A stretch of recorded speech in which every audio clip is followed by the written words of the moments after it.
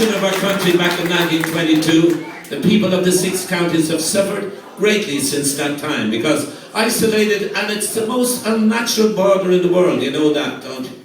But it runs through villages, homes, farms, and all kinds of towns and everything else, and it separates families. It's an unnatural border, but since then the people of Belfast, of Derry and the 6 counties have been under siege. The nationalist community have been driven out of the land at times, have been burnt out of the streets, and you know the story, I don't have to tell it to you. But sometimes they try to portray the problems in Ireland is that those Catholics can't get along with those Protestants. Well, that's not quite true, because over the years, over the centuries, a deliberate policy was pursued by successive English governments to keep the Irish people divided by religions of God. Remember, the Irish people got together in 1798 under the United Irish Movement, once again in 1848 under the great rebel leader John Mitchell, son of a Presbyterian minister. Indeed, religion didn't matter when it came to Irish facts throughout the centuries, but divide and conquer was the rule, was the way they wanted to rule Ireland, and sowed the seeds of sectarianism that we live with today. It's a song that tells a story in Belfast.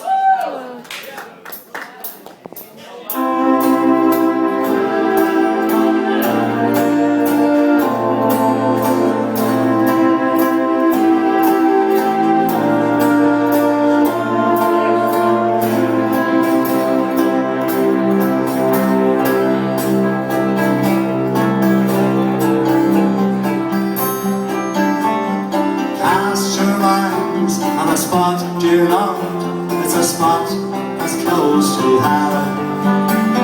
It's a burning, boiling cauldron where people, they must dwell. The sun won't shine in my backyard. It's hidden by the wall. Moon and stars just light the night where the cat and caves wall.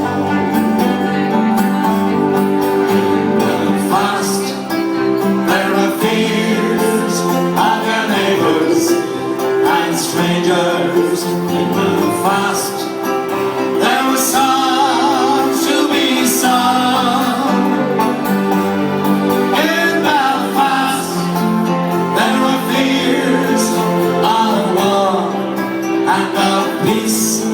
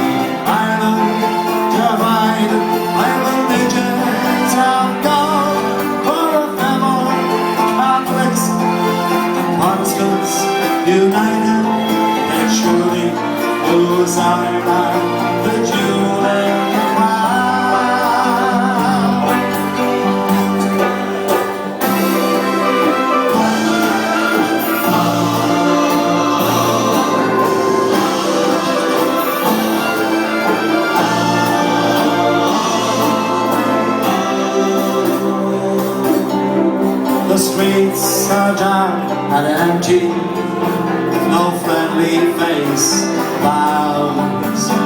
The soldiers with their blackened face go prowling through. The spiral reaches breaking point. The bard has played his tune. Night owl hides his eerie face for the fading of the moon. Fast there appears other neighbors and strangers. Fast there are songs to be sung. In Belfast there are fears of war and of peace. Tell me why, tell me what can be done.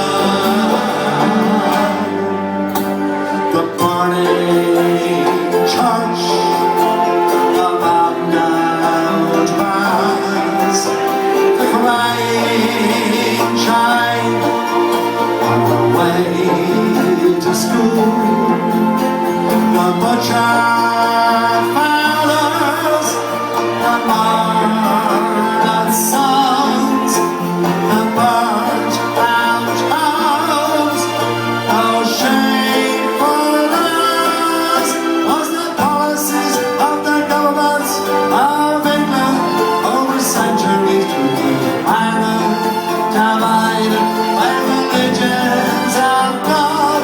For if ever the Catholics and Protestants united, they surely lose Ireland.